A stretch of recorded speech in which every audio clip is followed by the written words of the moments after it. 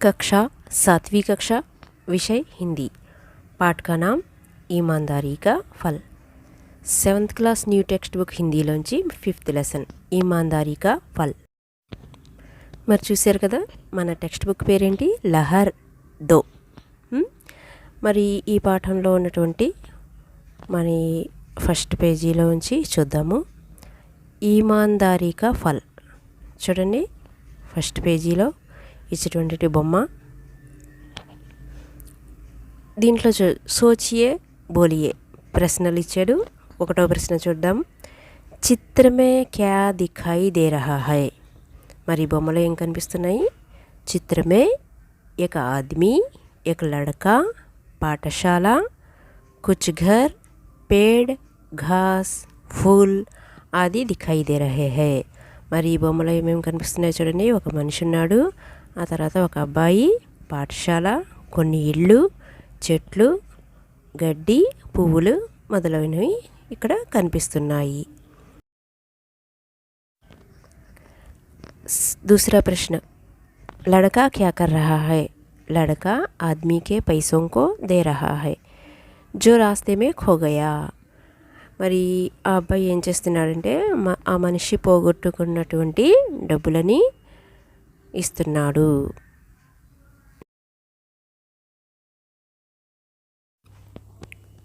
మరి ఇక్కడ ఇచ్చిన పారాగ్రాఫ్ చూద్దాము।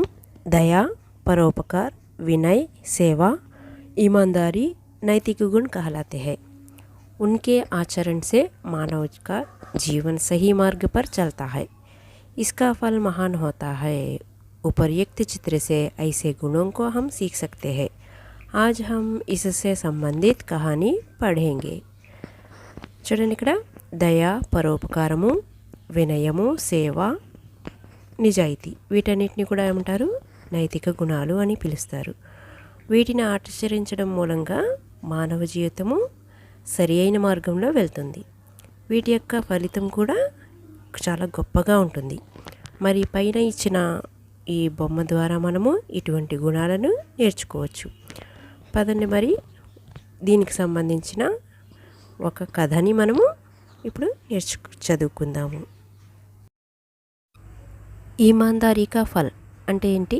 నిజాయితీ యొక్క ప్రతిఫలము। నిజాయితీగా ఉంటే ఈ ప్రతిఫలం వస్తుందో మనకి ఈ పాఠంలో తెలుసుకోవచ్చు। एक लकड़हारा था, वह जंगल में नदी के किनारे लकड़ियाँ काटता था। वह उन लकड़ियों को बेचकर अपना जीवन बिताता था। एक दिन वह नदी के किनारे लकड़ियाँ काट रहा था। अचानक उसकी कुल्हाड़ी नदी में गिर गई। इसे देखकर वह रोने लगा। లకడహార అంటే ఏంటి? కట్టెలు కొట్టుకునేవాడు। ఒక కట్టెలు కొట్టుకునేవాడు ఉండేవాడంట। అతడు రోజు కూడా అడవిలోకి వెళ్ళి అడవిలో ఉన్నటువంటి ఒక నది ఒడ్డున కట్టెలు కొట్టుకుంటూ ఉండేవాడు। అతడు ఏం చేసేవాడు అంటే ఆ కొట్టుకున్నటువంటి కట్టెల్ని అమ్ముకుని తన యొక్క జీవితాన్ని గడుపుకునేవాడు। ఒకరోజు నది ఒడ్డున కట్టెలు కొట్టుకుంటూ ఉన్నాడు। అకస్మాత్తుగా ఏమైంది అంటే తన యొక్క చేతిగొడ్డలి నది నీటిలో పడిపోయింది। దాంతో అతను ఏడవడం మొదలుపెట్టాడట। సెకండ్ పారాగ్రాఫ్ చూద్దాం మరి। लकड़हारे को देखकर नदी की देवी जल से बाहर आई। देवी ने लकड़हारे से रोने का कारण पूछा।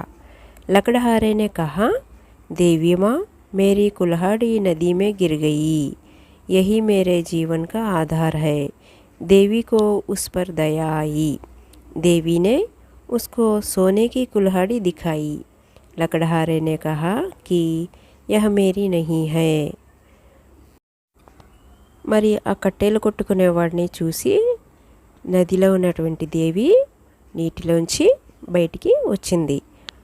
అప్పుడు అతన్ని కారణం అడిగింది, ఎందుకు ఏడుస్తున్నావు అని అడిగితే ఆ కట్టెలు కొట్టుకునేవాడు ఏమని చెప్పాడంటే, నా యొక్క కొడ్డలి నీటిలో పడిపోయింది, అదే నా జీవనాధారము అని చెప్పగానే దేవి మాతకి అతని మీద దయ కలిగింది। దేవి నదిలోకి వెళ్ళి అందులోంచి ఒక బంగారపు గొడ్డలిని చూపించింది।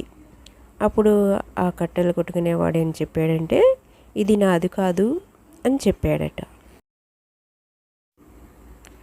देवी फिर जल के अंदर गई।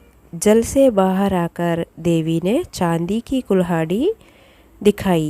लकड़हारे ने कहा, यह भी मेरी नहीं है। तीसरी बार देवी ने लोहे की कुल्हाड़ी दिखाई। लकड़हारे ने कहा कि हाँ, यही मेरी कुल्हाड़ी है। మరి ఆ దేవత మళ్ళీ లోపలికి నదిలో నీళ్ళలోకి వెళ్ళి ఏం చేసిందంటే ఈసారి వెండితో చేసినటువంటి గొడ్డలిని చూపించింది తెచ్చి. అప్పుడు ఆ కట్టెలు కొట్టుకునేవాడు ఇది కూడా నాది కాదు అని చెప్పాడు.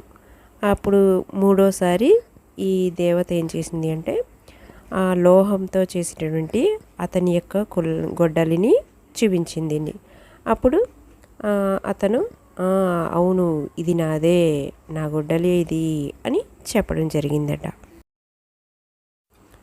देवी ने कहा कि मैं तुम्हारी ईमानदारी से बहुत खुश हूँ, इसीलिए ये तीनों कुल्हाड़ियाँ ले लो.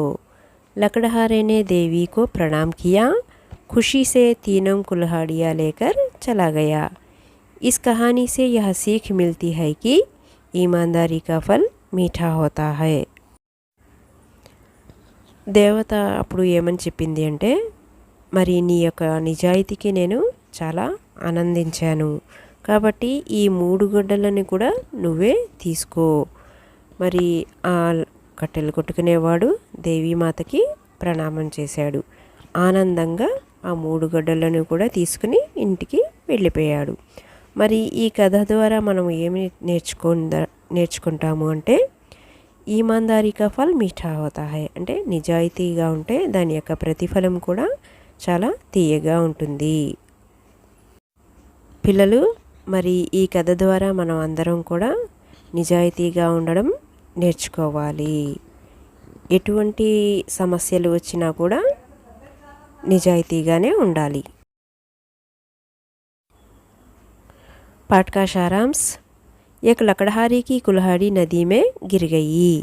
नदी की देवी ने उसे सोने और चांदी की कुल्हाड़ियाँ दिखाई, लेकिन उसने ईमानदारी से अपनी कुल्हाड़ी ही मांगी। इससे उसे तीनों कुल्हाड़ियाँ इनाम के रूप में मिली. इससे यह शिक्षा मिलती है कि ईमानदारी का फल मीठा होता है. పాఠం యొక్క సారాంశాన్ని చక్కగా సింప్లిఫై చేసి ఇచ్చాడు, చూద్దాము. మరి ఒక కట్టెలు కొట్టుకునేవాడి యొక్క గొడ్డలి నీటిలో పడిపోయింది, నదిలో పడిపోయింది. ఆ నది దేవత వచ్చి తనకి బంగారంతో చేసినటువంటి ఆ తర్వాత వెండితో చేసినటువంటి గొడ్డలని చూపించింది. అతడు నిజాయితీగా ఇవి నావి కావు, నాది మాత్రమే కావాలి అని అడిగాడు. దాంతో ఆ దేవత సంతోషించి బహుమతిగా ఆ 3 గొడ్డలను కూడా అతనికి ఇచ్చేసింది. ఈ కథ ద్వారా మనం ఏం నేర్చుకోవచ్చు అంటే, నిజాయితీ యొక్క ప్రతిఫలము తీయగా ఉంటుంది అని పాఠం యొక్క సారాంశం. ఫస్ట్ క్వశ్చన్ చూద్దాము. జంగల్ మే క్యా క్యా మిల్తే హై? जंगल में लकड़ियाँ, कई तरह के औषध, जड़ी बूटियाँ आदि मिलते हैं. అడవిలో మనకి ఏమేమి లభిస్తున్నాయి అని అడిగాడు. ఒకటో ప్రశ్న. సమాధానం చూద్దాము.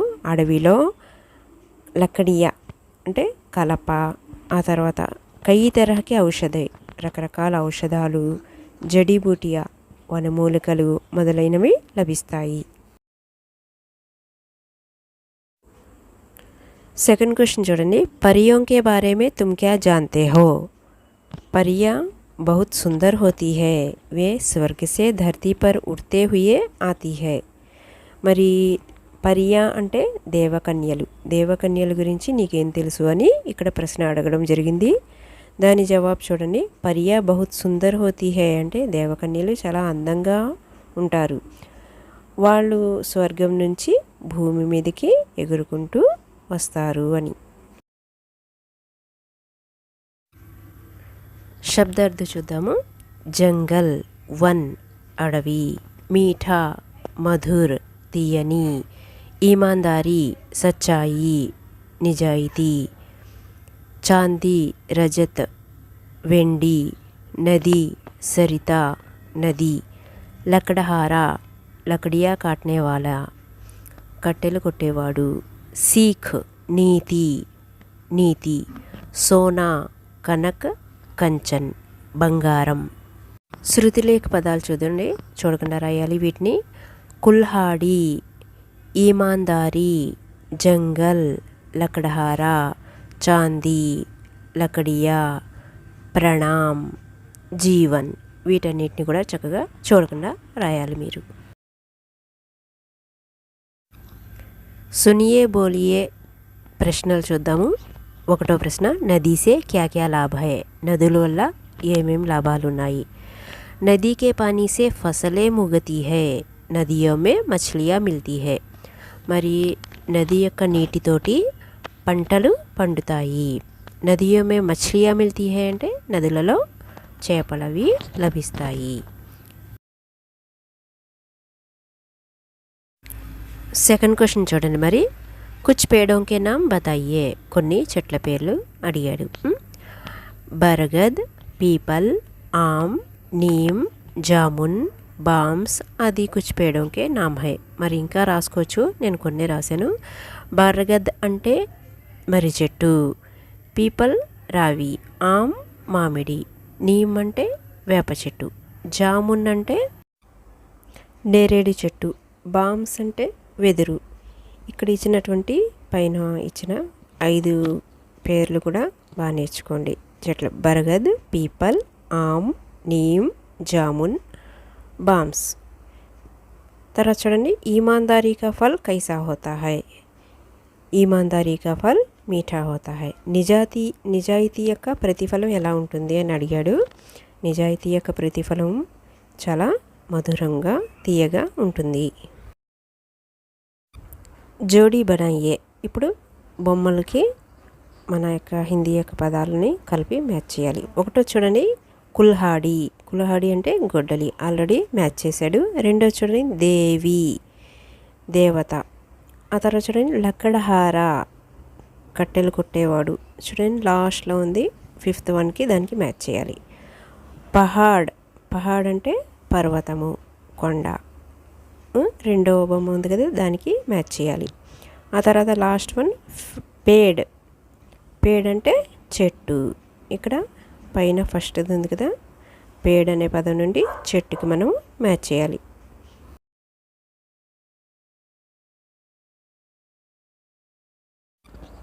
पाठ में नीचे दिए गए वाक्यों के सही क्रम को पहचान कर उनकी क्रम संख्या कोष्टक में लिखिए. చూడండి, ఇప్పుడు ఆర్డర్లో మనం నెంబర్లు ఇవ్వాలి ఈ 5 వాక్యాలకు.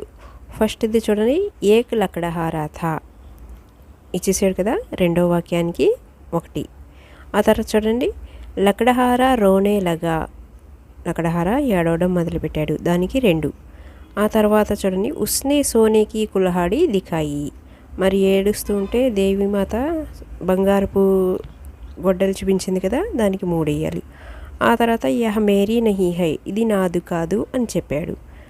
లాస్ట్లో యహీ మేరీ కుల్హాడి హై, మరి తన గొడ్డలు చూపించాక ఇది నాదే అని చెప్పాడు.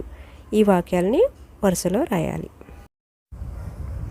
సహీ వర్తనీ వాలే శబ్దం పర్ గోలా బనాయియే. మరి స్పెల్లింగ్ కరెక్ట్ ఉన్న పదాలకి 0 చుట్టాలి. ఒకటో చూడండి, ఆల్రెడీ ఈమాందారీ, ఈమాందారీ అనే పదానికి 0 చుట్టారు. రెండో చూడండి, దసరి, దూసరి, దోసరి, దేసరి, దూసరి, రెండో పదానికి మనం 0 చుట్టాలి. ఆ తర్వాత చూడండి, లకెడహార, లకడహార, లకుడహార, లకిడహార, లక్కడహార, రెండో పదానికి మనం 0 చుట్టాలి. ఆ తర్వాత చూడండి, కుల్హాడి, కుల్హేడి, కుల్హాడే, కుల్హాడు. ఈ పదాల్లో కుల్హాడి ఒకటో పదానికి మనము 0 చుట్టాలి. ఆ తర్వాత చూడండి, పనాం, ప్రణాం, పెనాం, ప్రణాం, రెండో పదం ప్రణాం అనే పదానికి మనం 0 చుట్టాలి. ఈ విధంగా మనం కరెక్ట్ స్పెల్లింగ్ని గుర్తించగలగాలి.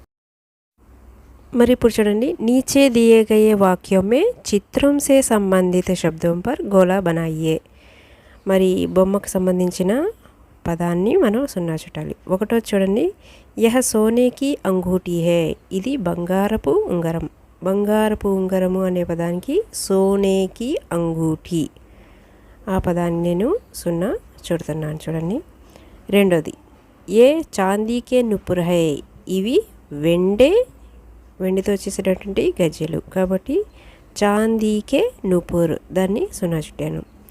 యహ లోహేకి కుల్హాడి హై, ఇది ఇనుపగొడ్డలి అనే పదానికి మనం సున్నా చుడుతున్నాము. లోహేకి కుల్హాడి. ఆ తర్వాత చూడండి యహ పీతల్కి కఠోరీ హై, ఇది ఇత్తడి గిన్నె అనే పదానికి పీతల్కి కఠోరీ అంటారు. ఆ తర్వాత చూడండి యహ తాంబే కా గిలాస్ హై, ఇది రాగి గిలాసు కాబట్టి తాంబే కా గిలాస్కి మనం సున్నా చుట్టాము. ఇప్పుడు చూడండి लिखिए, नीचे दिए गए प्रश्नों के उत्तर छोटे छोटे वाक्यों में लिखिए. ఫస్ట్ క్వశ్చన్ చూడండి, లకడహారా క్యా కర్తా థా, మరి ఈ కట్టెలు కొట్టుకునేవాడు ఏం చేసేవాడు? జవాబు, లకడహారా जंगल में नदी के किनारे लकड़ियाँ काटता था, उन लकड़ियों को बेचकर अपना जीवन यापन करता था.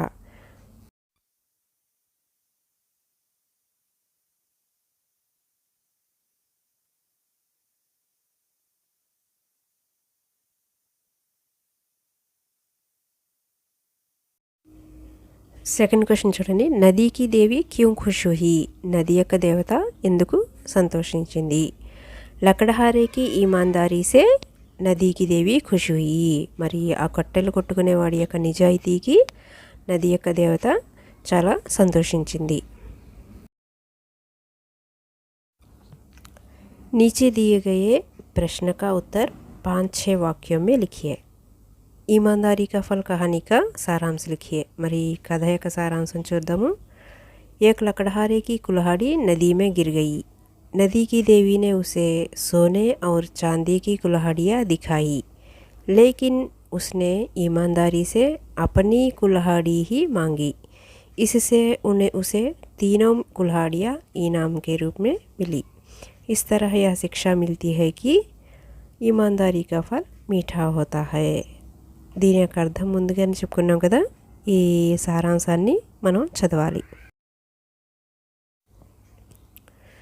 ఉచిత శబ్ద సే ఖాళీ జగహ భరియే. మరి చూడండి ఇక్కడ 2 ఆన్సర్స్ ఇచ్చాడు. కరెక్ట్ ఆన్సర్కి మనం అండర్లైన్ చేయాలి. అండర్లైన్ చేసి ఆ బ్లాంక్లో రాయాలి. ఒకటో చూడండి, వహ డాష్ మే లకడియా కాట్తా థా, ఆన్సర్ జంగల్. రెండో చూడండి, నదీ మే డాష్ జాగిరి, కుల్హాడి. మూడో చూడండి, నదీకి దేవి డాష్ ఆయి, బాహర్ ఆయి. నాలుగోది, దేవినే ఉస్కో డాష్ కుల్హాడియా దేది, తీనోం. నాలుగో చూడండి, ఈమాందారీ కా ఫల్ డాష్ హోతా హై, మీఠా. ఈ విధంగా మనం 2 ఆన్సర్స్లోంచి కరెక్ట్ ఆన్సర్స్ని మనం పెట్టాలి. ఆ తర్వాత చూడండి, సంకేతం కే ఆధార్ పర్ శబ్ద లిఖియే. పదాలని అక్షరాలని కలిపి పదం తయారు చేసి రాయాలి పక్కన. ఒకటోది ఇచ్చాడు చూడండి, షామ్. రెండోది ఆమ్. 3 కామ్. 4ది ధామ్. 5ది నామ్. ఈ విధంగా మనం పదాలని తయారు చేయాలి. వర్ణ విచ్ఛేద్ కీజియే.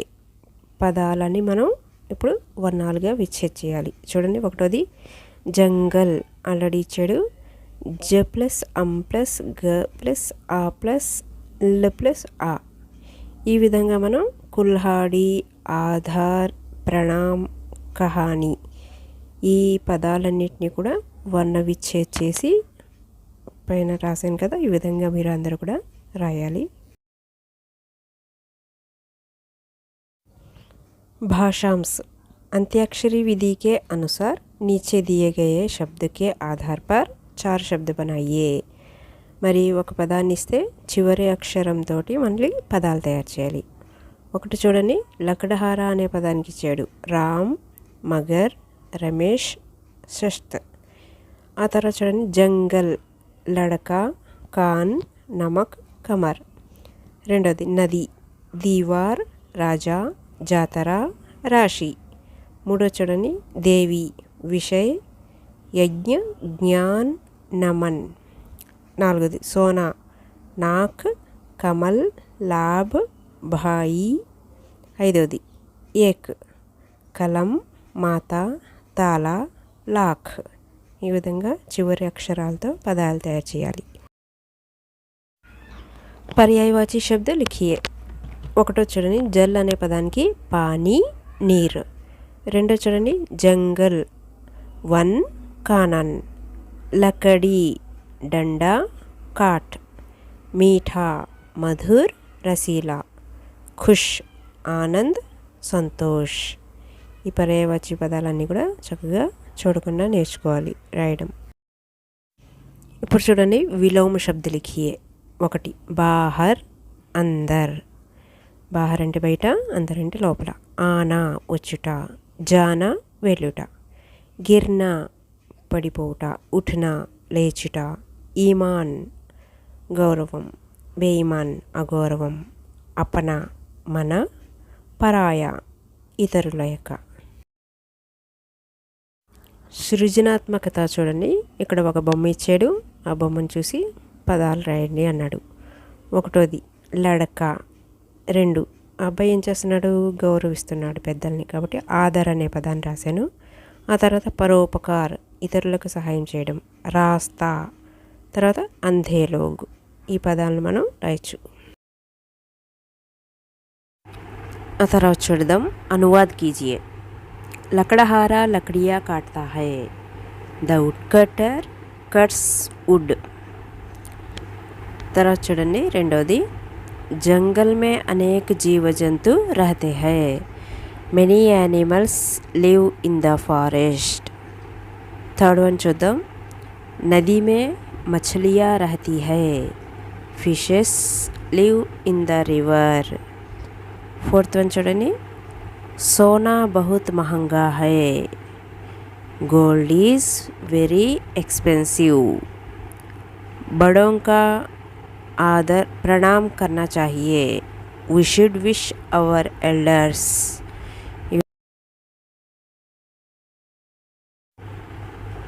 व्याकरणांश तोता, रानी, बिल्ली, दूध, लकड़ी, बूढ़ा, మోర్.